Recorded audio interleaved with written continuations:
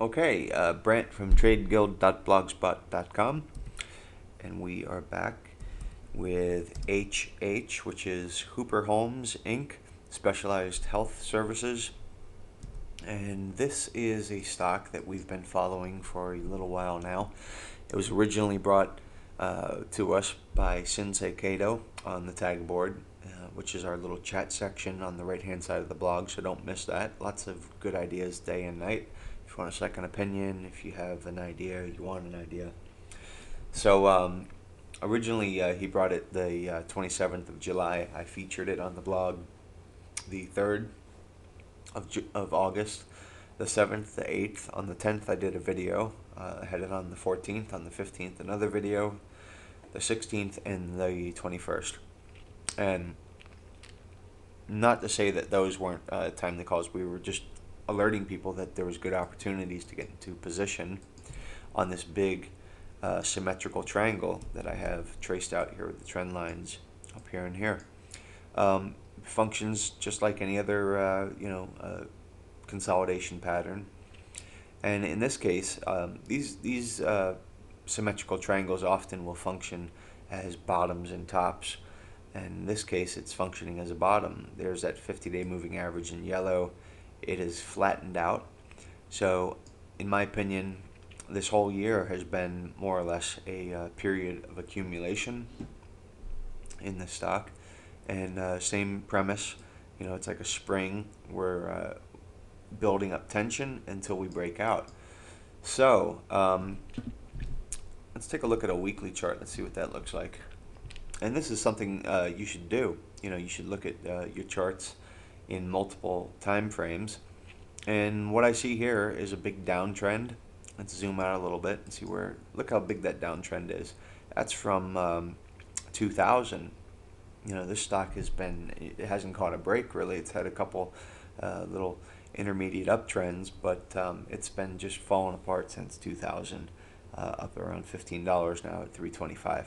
So I think now we are starting to see the moving averages are starting to have less of a slope on them. We see some very nice volume here. See this big green volume, and we haven't seen buying like that since the end of, the beginning of 2000, the end of the trend. So good things are happening there. Right off the bat, I also see some nice action here in MACD. Look at this peak here, and this one, these deep peaks, and they're getting shallower and shallower and shallower. And I assume that when we go to the daily chart, we'll see the same thing. Let's see. There's the deep one, shallower, shallower, a little bit deeper there, shallow. So it looks to me like TSV also is in gear. It's been heading up, and there's been some very good buying opportunities in HH. It did break out yesterday, and let's see what that breakout was. It was 8%. It's pulled back a little bit. This is typical, so maybe it pulls back even a little bit more. Maybe it meets up with this red 22-day moving average around 305. At that level, it is a add to for people who own it, or you can possibly buy it in there if you're interested in owning this stock. Let's take a look at an indicator I don't use very much.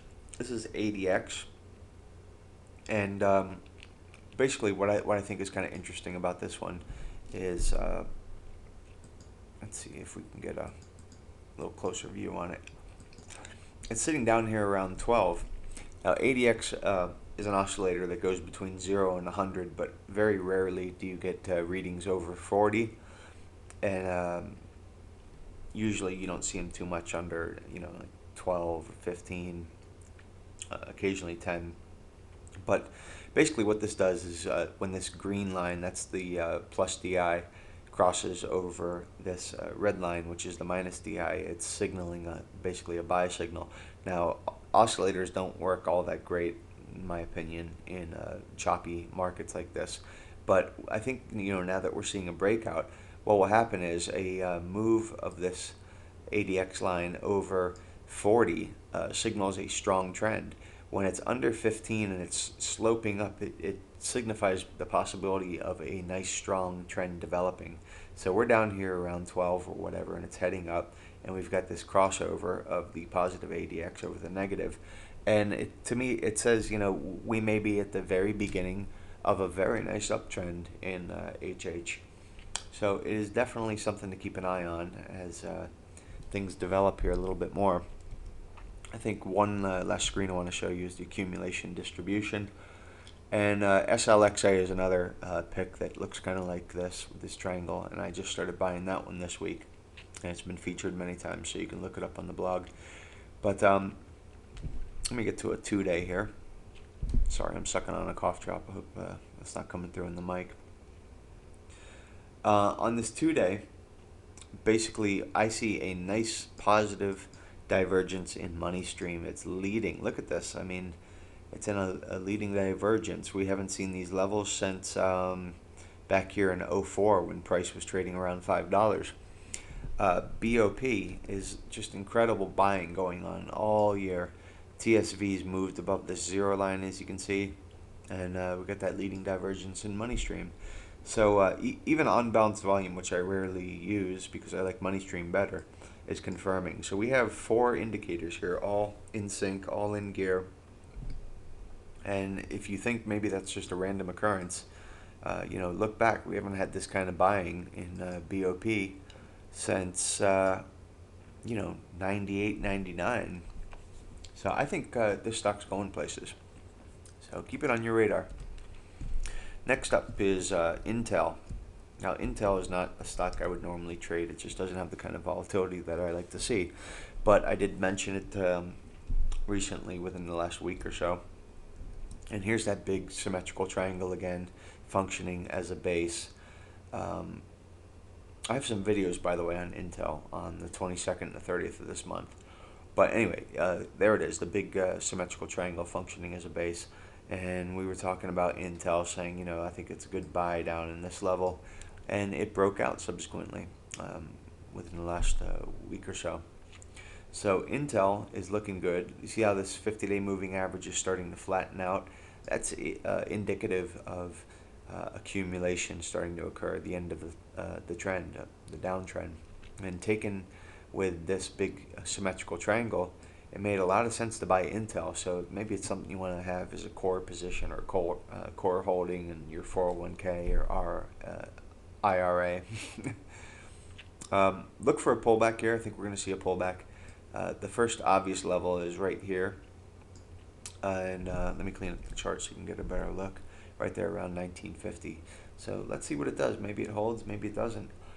Next up, if I can just do this real quick, is HYC. I'm not going to go into too much detail here. Look it up. I've got a bunch of videos on this one and a bunch of notes. But basically what we were looking at was this big head and shoulders top here.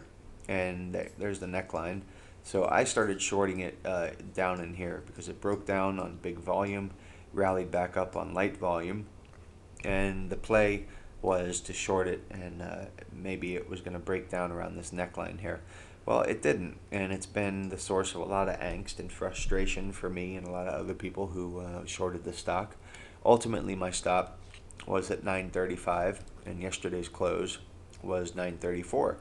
So technically, I wouldn't have been stopped out of the position, but I did unload it yesterday, or the day before, I think, so I could put the money to work elsewhere.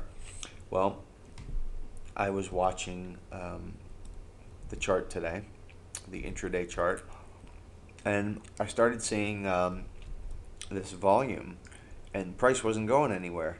So it raised my, my alert, and I took a look at the accumulation distribution screen, and again, look what I'm seeing. I'm seeing coinciding with those volume spikes, I'm seeing BOP nasty selling here. TSV moved below that zero line. This, my friends, is distribution. It's also called churning. I want to really cover this for a couple minutes, and I'm running out of time on the video, so I'm going to come back with another video and a couple more ideas, and we'll take a better look at HYC.